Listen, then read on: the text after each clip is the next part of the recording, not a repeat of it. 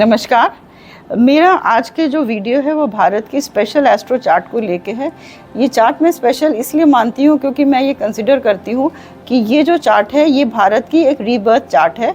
और ये हमें रीबर्थ इसलिए है क्योंकि हमको ब्रिटिश एम्पायर की गुलामी और अत्याचारों से हमको आज़ादी मिली है। बाबू राजेंद्र प्रसाद ने पंडित हरदोई जी और सूर्य नारायण पंडित ऑफ उज्जैन से आज़ादी का समय लिया, जो उन्होंने बोला 15 अगस्त 1947 00 आवर्स दिल्ली।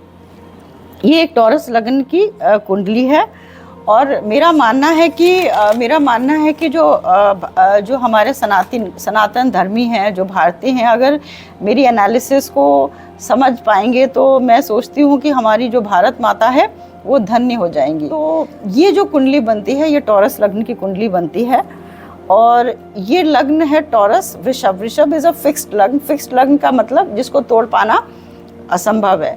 इस कुंडली में दो चीज़ें बहुत इंपॉर्टेंट है। एक तो इसका जो लग्न है वो टॉरस लग्न है और दूसरा इसका थर्ड हाउस, तीसरा भाव जिसमें कि राशि पड़ रही है चंद्र की, मून की राशि पड़ रही है और इसमें करीब 5 प्लैनेट्स बैठे हैं।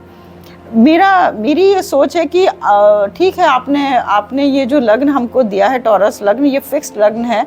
आपने घर तो मजबूत बना दिया, लेकिन उस घर में जो आपने प्लैनेट बिठा दिया है वो बहुत ही चैलेंजिंग प्लैनेट है हमारे भारतीयों के लिए।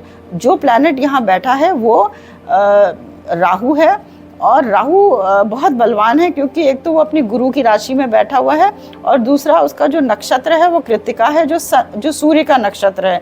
इसलिए राहु जो है वो ऑपरेट दो जगहों से कर रहा है। एक अपने गुरु के थ्रू और दूसरा राजाओं के थ्रू, और राजा की तनहा राहु ऑपरेट करता है। मैं ये अपना वीडियो कुछ पार्ट्स में बनाऊंगी क्योंकि एक में बनाऊंगी तो शायद काफ़ी लंबा हो जाएगा। तो इसमें मैं पहले आपको बताऊंगी कि राहु प्लैनेट होता क्या है और वो क्या क्या कर सकता है।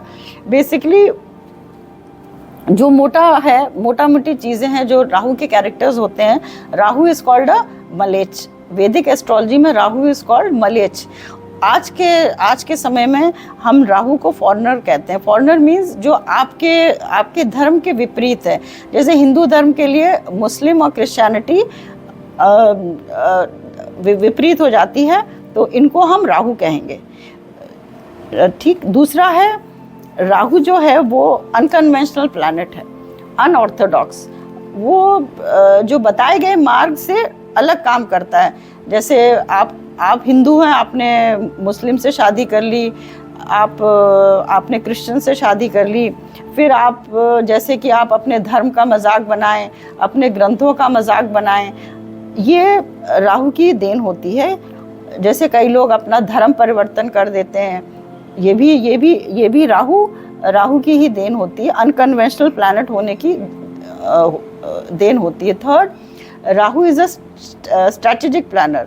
राहु कभी एकदम एक्ट नहीं करता, वो आराम से सोचता है, समझता है, फिर वो अपना काम करता है। जैसे अभी का जो इंसिडेंट हुआ है, जो पहलगांव में हुआ है, जहाँ पे कि सब हिंदुओं को मारा गया है, ये एकदम से नहीं हुआ, ये काफ़ी टाइम से ये प्लानिंग चल रही है जिसको अब उन्होंने रूप दिया है। तो ये राहु का काम है एज अ स्ट्रैटेजिक प्लानर। दूसरा और उसके बाद राहु एक इल्यूजन भी होता है जिसको समझ पाना बहुत मुश्किल होता है। इसीलिए वो आज में जो इल्यूजन का काम करता है वो कम्युनिकेशन में काम करता है। इसीलिए वो कम्युनिकेशन का राजा होता है, जिसमें वो जितने भी आपके इंटरनेट हैं, फिल्म हैं, टेलीविज़न है, मोबाइल हैं, ये सब राहु की देन होती है।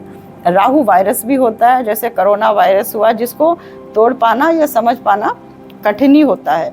और इसी प्लैनेट को हमारे कुंडली में बिठाल दिया गया है, लग्न में, कुंडली के फाउंडेशन में। अब ये राहु हमारे देश में कैसे काम करता है और हमारे देश को कैसी विपरीत स्थितियों में राहु लेके आया है, ये मैं अपनी नेक्स्ट वीडियो में एनालाइज करूँगी। तो अब के लिए नमस्कार, राधे राधे।